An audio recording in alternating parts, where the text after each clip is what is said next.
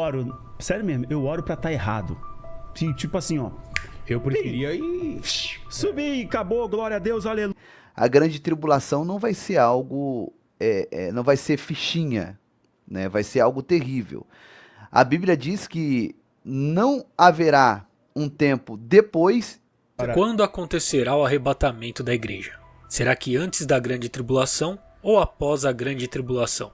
O pré-tribulacionismo acredita que antes do período de tribulação descrito no livro do Apocalipse, como um tempo de grande sofrimento e justiça sobre a terra, a igreja será arrebatada. Já o pós-tribulacionismo, por outro lado, afirma que a igreja passará pela tribulação e depois será a volta de Jesus. Então, de um lado, temos a esperança de uma retirada antecipada e, por outro lado, a ideia de que os salvos terão que perseverar até o fim. E é isso que torna essa discussão tão interessante. Ambos os lados se apoiam em versículos bíblicos e em interpretações que têm sido estudadas e debatidas por séculos. No vídeo de hoje, veremos o pastor Lamartine Pozzella e o youtuber Rafael Bittencourt se aprofundar nas bases bíblicas de cada uma dessas visões. Dentro disso será considerado o contexto histórico e teológico que moldou esses pontos de vista.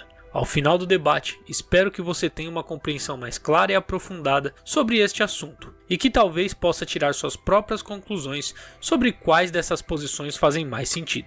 Então, já deixe o seu like, inscreva-se no canal para não perder nenhum dos próximos vídeos e participe nos comentários com a sua opinião. Queremos saber o que você pensa sobre esse tema tão fascinante e importante para o estudo da escatologia bíblica. E a própria Bíblia diz o quê? Porque não creram na verdade, crerão na mentira. Na mentira. É o espírito de engano que será derramado. Agora, não tenha dúvida que uma pessoa que ouve a verdade, mesmo que ela não creia, eu reconheço que isso é uma coisa de maluco, que parece para maluco, você tem que ter uma fé anterior. Eu creio na Bíblia, em tudo que a Bíblia diz. Então está escrito, eu fui estudar para descobrir o que era.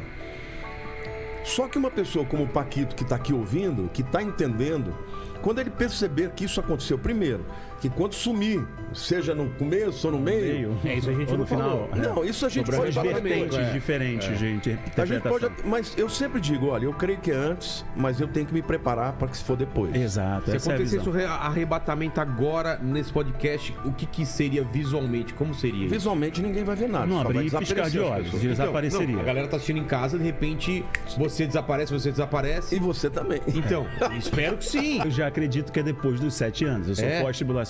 Eu acredito que ele crê que a igreja passa pela tribulação.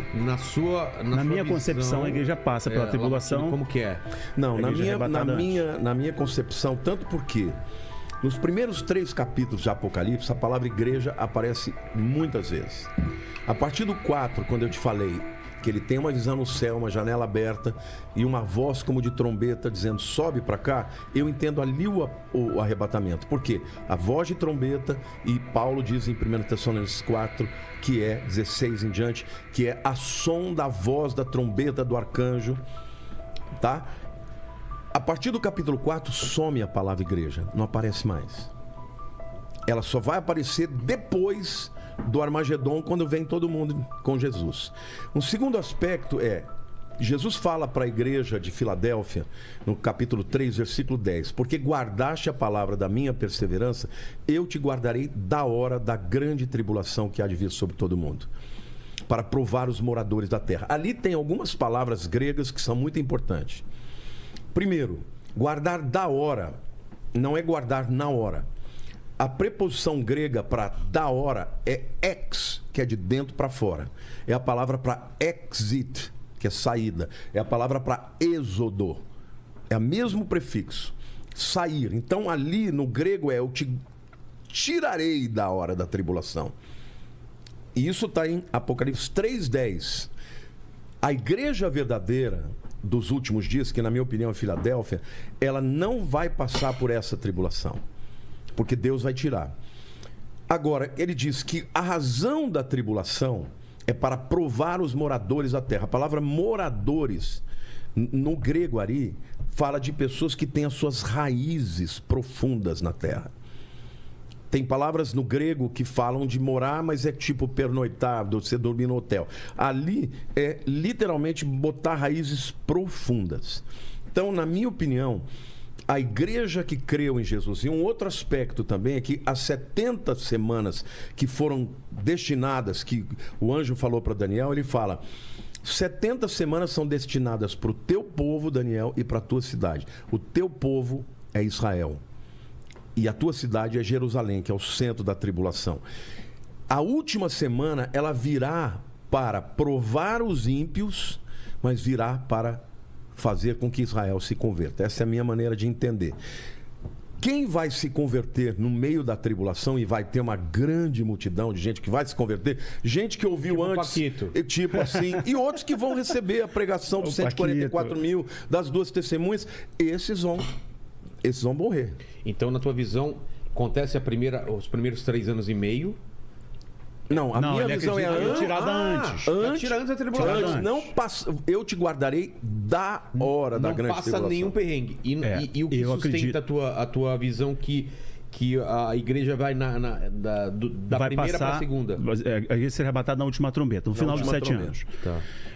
O ponto de partida aqui é que eu acredito o seguinte: esse tema, apesar de... A gente está levando o modo mais saudável, mas divide muita gente. Não, eu tenho maior admiração pelo Rafael. Você falou, quem que eu convido? Eu chamei ele. Exatamente. E eu sou pós, ele é pré. Entendi. Mas o pessoal briga e rivaliza mesmo. Fica um refutando o outro. E a gente não tem esse princípio. Eu acho que o que a gente está fazendo aqui, com a base dos seus seguidores, da galera aqui, é despertá-los para que entendam o amor de Deus o tempo inteiro, fazendo com que eles acreditem no sacrifício da cruz e recebam o amor de Cristo.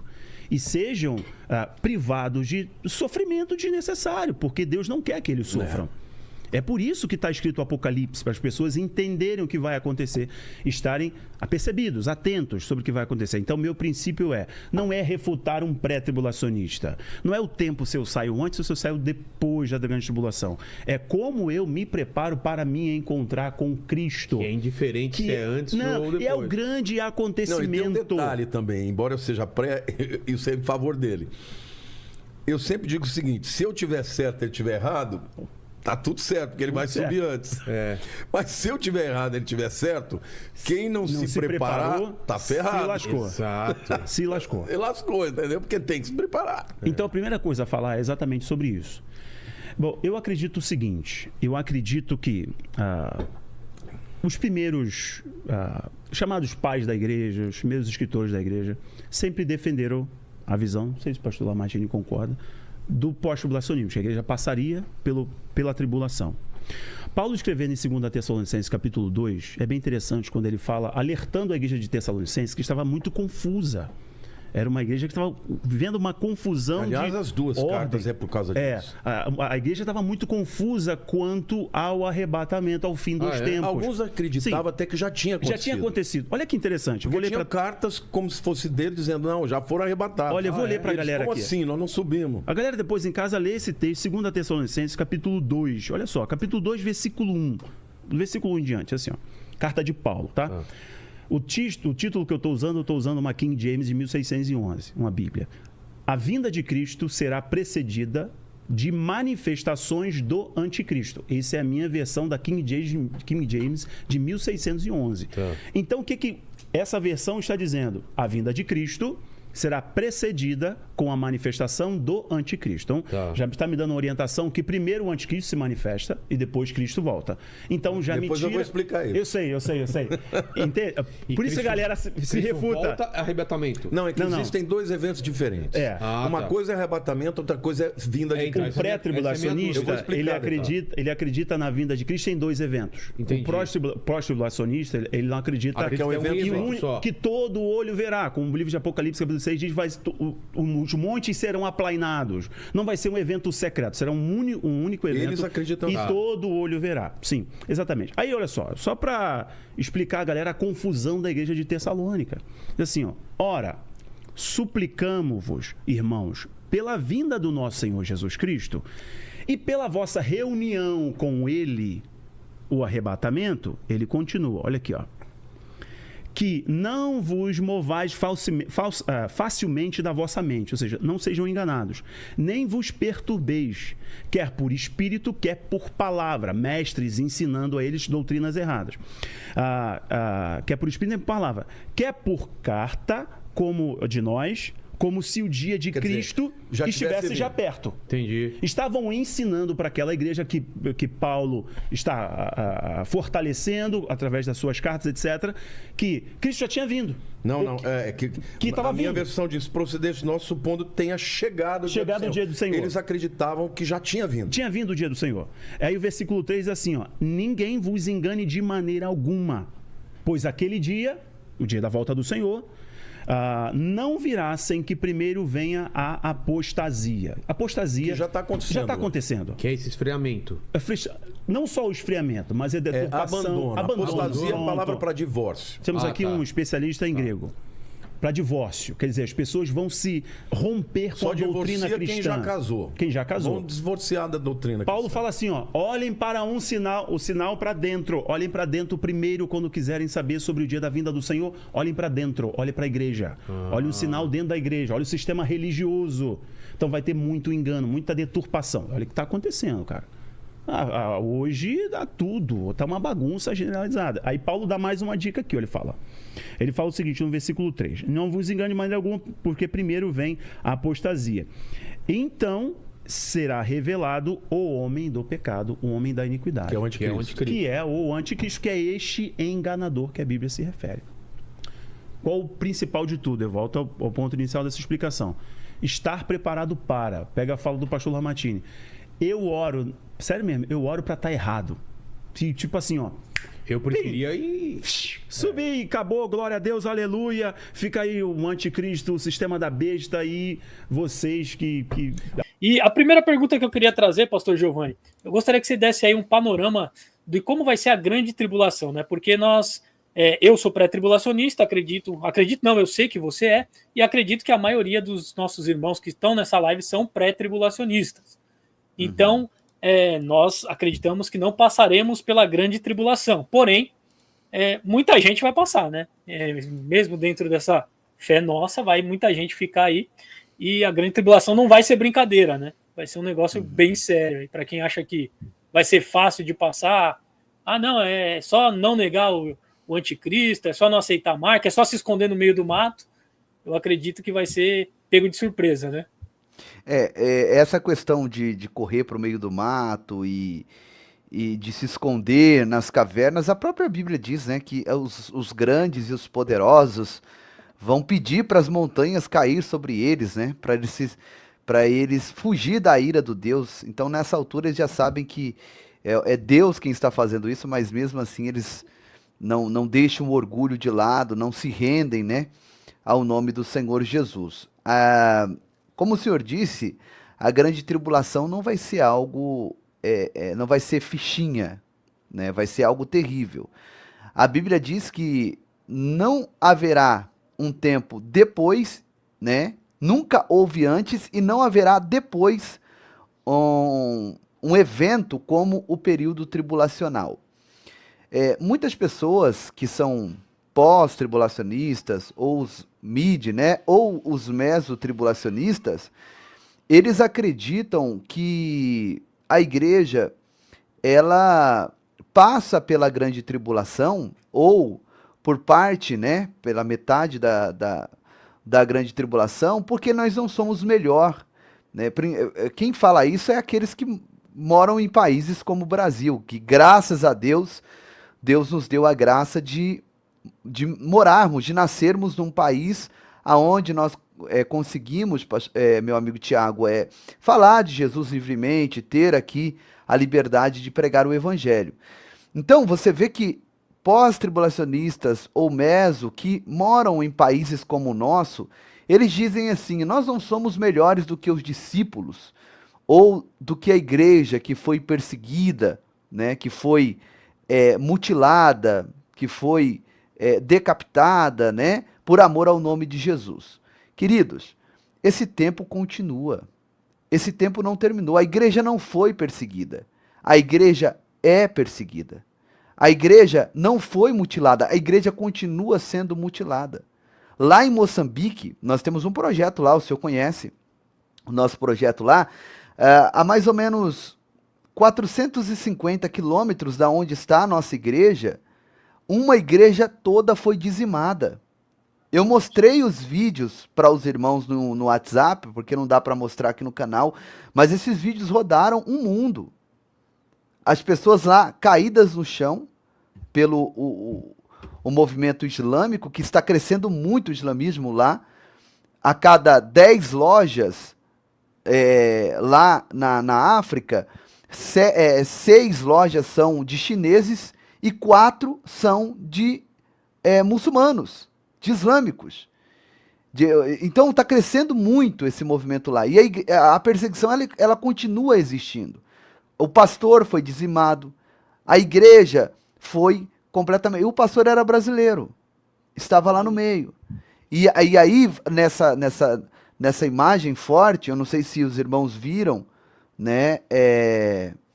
Se os irmãos chegaram a ver essas imagens, mas tinha uma mãe com a criança amarrada, que eles amarram a criança, a mãe já havia partido e a criança estava chorando desesperadamente, amarrada ao corpo da mãe. E aí chegaram as pessoas ali e encontraram essa cena terrível. Então, a perseguição continua, a perseguição nunca parou. O que a Bíblia diz é que a grande tribulação, Tiago e todos os irmãos que já estão conosco, a grande tribulação, ela será um tempo, um período que nunca houve antes. Então esse negócio de perseguição, de decapitação, esse negócio do que está acontecendo nesse tempo, que é o tempo da graça, onde nós estamos vivendo, isso será fichinha perto do que realmente acontecerá nesse período, meu amigo. E é o que eu falo pro pessoal também, né? Hoje você vê, no relato que você citou, a mãe foi levada e o filho foi poupado. Mas imagina na grande tribulação, que não vai se ter pudor para nada, o anticristo, aliás, aqueles que vão trabalhar para o anticristo, ameaçando o seu pequeno caso você não negue a Cristo. Né? Vai ser um negócio assim totalmente fora do comum, né? E as pessoas acham que vai ser fácil de suportar. Não, eu sou cristão. Ele abre a Bíblia só na hora do culto e ele está na internet dizendo, olha, não, eu vou aguentar a grande tribulação. Quem é pré-tribulacionista está totalmente errado, sendo que a pessoa nem parou para analisar os parâmetros do pré-tribulacionismo. Né?